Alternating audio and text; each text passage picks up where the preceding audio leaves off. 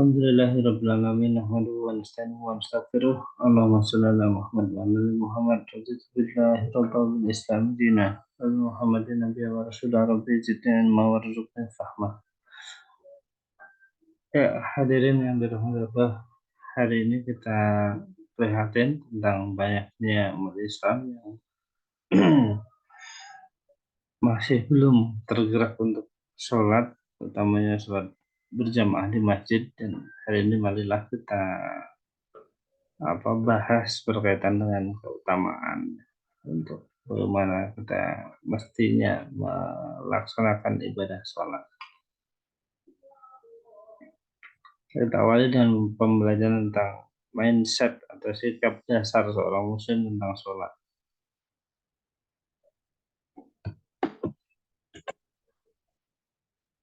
Ya, sikap dasarnya adalah bahwa kita tidak akan memiliki ilmu kecuali apa yang Allah ajarkan kepada kita. A'udzubillahi minasyaitonirrajim. Qalu subhanaka la ilma lana illa ma 'allamtana innaka antal alimul hakim. Para malaikat menjawab, Maha suci Engkau ya Allah, tidak ada yang kami ketahui selain dari apa yang telah Engkau ajarkan kepada kami. Sungguhnya Engkau lah yang Maha mengetahui lagi Maha bijaksana. Rasulullah SAW bersabda, Muru auladakum bis shalah wa hum abna'u sab'i sinin wadribuhum 'alaiha wa hum abna'u 'ashr wa farriqu bainahum fil madaji'. Perintahkan anak-anakmu mengerjakan sholat ketika mereka berumur 7 tahun dan pukullah mereka apabila meninggalkan sholat ketika telah berumur 10 tahun, dan pisahkan di antara mereka anak laki-laki dan perempuan dalam hal tempat tidur mereka. Hadis riwayat Abu Daud. Dari hadis ini, sahabat yang dirahmati Allah, kita belajar banyak hal. Yang pertama, bahwa kita diperintahkan untuk memerintahkan kepada anak-anak untuk mengerjakan sholat di usia 7 tahun. Ya, artinya di awalnya sebelum 7 tahun ya kita ajari mereka gerakannya, bacaannya, kita latih mereka dan seterusnya. Nah, baru pada usia 7 tahun terus kita ingatkan terus-menerus berkaitan dengan kewajiban mengerjakan sholat ini. Dan apabila di usia 10 tahun, ya, karena kita masih belum tertib sholatnya, maka boleh memukulnya di bagian yang tidak menyakiti hati, tidak menyakiti fisiknya. Dan yang berikutnya, pisahkan di antara mereka, anak laki-laki dan perempuan dalam hal tempat tidur mereka. Nah, ini adalah ya anjuran ya, dari himbauan dan sekaligus juga doa dari Rasulullah SAW supaya kita umat Islam itu kehidupannya sejahtera ya. Jadi dalam usia 10 tahun pernikahan atau 20 tahun pernikahan atau lebih dari 10 tahun pernikahan, idealnya rumah kita bertumbuh bertambah kamarnya. Kenapa? Karena kita harus memisahkan tidur kita dengan anak-anak dan tidurnya anak laki-laki dengan anak perempuan. Nah, apabila jumlah anaknya banyak tentu membutuhkan banyak kamar ya. Nah, ini maka ya kita syukuri ya. Kita didoakan oleh Rasulullah SAW memiliki rumah yang luas sehingga kita bisa memisahkan tidur di antara kita, anak-anak kita, dan terpisah antara anak laki-laki dan anak-anak perempuan. Masya Allah. Amin. Allahumma amin. Nah, ini adalah bagaimana ya wawasan kita berkaitan dengan kehidupan ya. Pendidikan dalam Islam termasuk tentu saja ini menuntut sarana fisiknya ya, yaitu kamar yang terpisah antara anak laki-laki dan perempuan dan terpisah dari ibu bapaknya. Yang berikutnya sikap dasar tentang sholat, yaitu berasal dari hadis Anas bin Malik. Anas bin Malik radhiyallahu anhu qala Rasulullah sallallahu alaihi wasallam, man shalla lillahi arba'ina yawman fi jama'ati yudrikat takbiratul ula kutiba lahu bara'atum minan nar wa bara'atum min nifaq. Rawahul Tirmidzi. Dari Anas bin Malik radhiyallahu anhu berkata, Rasulullah Shallallahu alaihi wasallam bersabda, barang siapa yang sholat karena Allah 40 hari berturut-turut secara berjamaah. Sekali lagi, barang siapa yang sholat karena Allah 40 hari berturut-turut secara berjamaah, senantiasa mendapatkan takbir pertama bersama imam, maka baginya ditetapkan mendapat dua kebebasan, bebas dari api neraka dan bebas dari sifat munafik. Hadis riwayat Tirmidzi, masya Allah ya. Jadi memang pembuktian bahwa kita ini bukan termasuk orang-orang munafik dan pembuktian bahwa kita ini sangat takut dari api neraka yaitu dengan kita mengikhtiarkan bahwa kita perlu mengikhtiarkan sholat berjamaah melatihnya 40 hari tanpa kehilangan takbir pertama, Masya Allah. Jadi selalu standby eh, sebelum dimulainya sholat kita sudah posisi siap untuk melaksanakan sholat di masjid.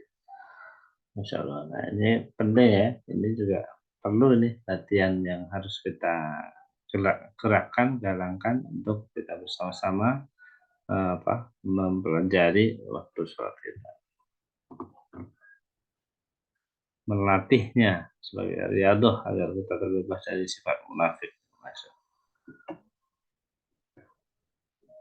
Awwalu ma yuhasabu alaihi al-'abdu yawmal qiyamati salat. Fa in saluhat saluha sairu amalihi wa in fasadat fasada sairu amalihi. Hal yang pertama yang diperhitungkan atas seorang hamba pada hari kiamat adalah salatnya. Jika baik, maka baik pula seluruh amalnya dan jika rusak maka rusak pula seluruh amalnya. Nah ini hadirin perlu kita cermati juga ya. Jadi bagaimana sholat kita itu menjadi penentu ya. Tentu saja sholat di sini dalam arti yang luas ya. Qiyamus sholah ini mendirikan sholat ini ya dari niatnya, dari saatnya, dari tempatnya, dari kaifiatnya, dari hikmatnya, gitu ya. Itu semuanya kita berharap ya mari kita berikhtiar di dunia ini supaya sholat kita itu semuanya menjadi baik ya.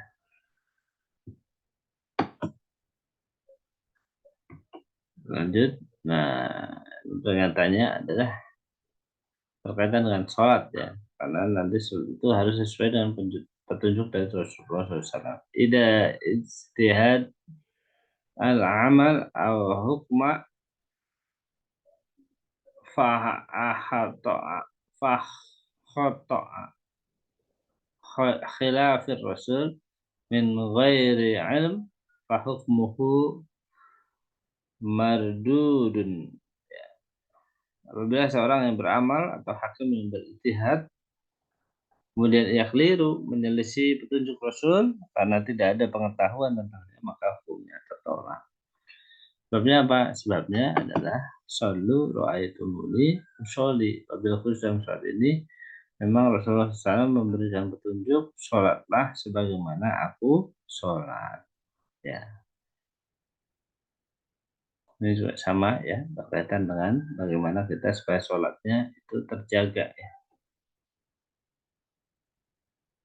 Nah, ada kasus ya dalam kehidupan di mana Rasulullah SAW sudah ada seorang pemuda datang datang ke Masjid Nabawi.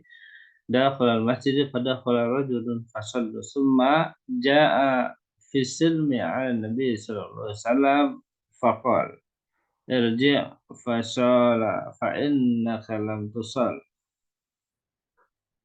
Faraja'a ar-rajulu fasallu kama kana shalla. Summa jaa fi silmi 'ala Nabi sallallahu alaihi wasallam faqala Nabi sallallahu alaihi wasallam Waalaikumsalam. Summa qala irji' fasal fa innaka lam tusall. Salasan. Dari Abu Hurairah radhiyallahu anhu bahwa Rasulullah SAW masuk masjid, kemudian ada seorang pemuda lelaki masuk dan sholat. Kemudian dia datang menyampaikan salam kepada Nabi, beliau bersabda, kembalilah karena sholatmu sesungguhnya kamu belum sholat. Kemudian Nabi mengulangi sholat yang seperti itu. Lelaki itu mengulangi sholat seperti yang dikerjakan seperti tadi, kemudian ia datang dan menyampaikan salam kepada Nabi. Beliau bersabda, alaika salam. Dan beliau bersabda, irji, ya, kembalilah. Fasallu, fa innaka lam tusall.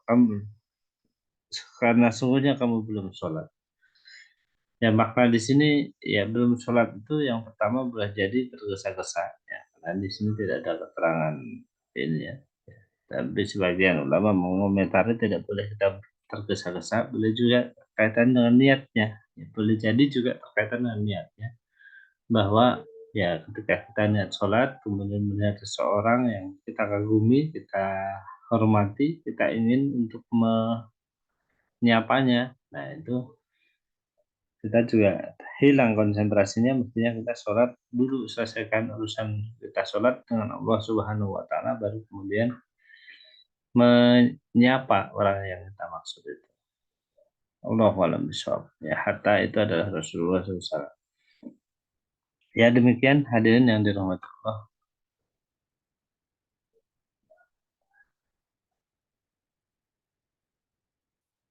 Ya, di akhirnya kemudian Rasulullah SAW, pemuda itu ya, walladzi ba'asaka bil haq ma ahsana ghairi fa fa fa'alamani gitu ya. Kemudian laki itu berkata, demi Allah, dan yang telah mengutus engkau yang sebenarnya, aku sudah tidak bisa yang mengerjakan lebih baik selain itu. Karena itu ajarilah aku. Jadi ini, ya kalau ada orang mengingatkan berkaitan dengan soal kita, ya jangan sungkan untuk minta diajari, minta dikoreksi, minta diperbaiki. Gitu ya, Allah alam. Nah, ini tuntunan sholatnya secara umum ya. Jika engkau berdiri mengerjakan sholat, maka bertakbirlah, kemudian bacalah olehmu yang mudah dari Al-Quran, kemudian ruku hingga tenang, kemudian bangun hingga tegak lurus berdiri, tulang-tulangnya, kemudian sujud hingga tenang dalam sujud, kemudian bangun hingga tenang dalam duduk, kemudian kerjakan seperti itu dalam seluruh sholatmu. Dia melihat seorang laki-laki yang tidak sempurna dalam rukuk sujudnya. Setelah itu selesai, Hudzaifah berkata, kamu belum sholat. Orang itu berkata, aku rasa sudah cukup. Hudzaifah berkata lagi, seandainya kamu meninggal, maka kamu meninggal dunia bukan di atas sunnah Muhammad SAW. Ini berkaitan dengan orang yang sholat tapi tidak tumak ninah. Ya. Ada sejahat-jahatnya pencuri, ada orang yang mencuri dalam sholatnya. Mereka bertanya, bagaimana ia mencuri dalam sholatnya? Beliau menjawab, ia tidak menyempurnakan rukuk dan sujudnya dengan tumakninah, dengan tenang ya. Nah, ini adalah hadis yang tadi kita ulang-ulang. Sallu kama ra'aitumuni usolli. Sholatlah kalian sebagaimana engkau melihat aku sholat. Ya. Nah, ini juga penting ya. Kita penting untuk memahami apa yang kita baca. Ya, laisa laka min sholatika illa ma aqilta min.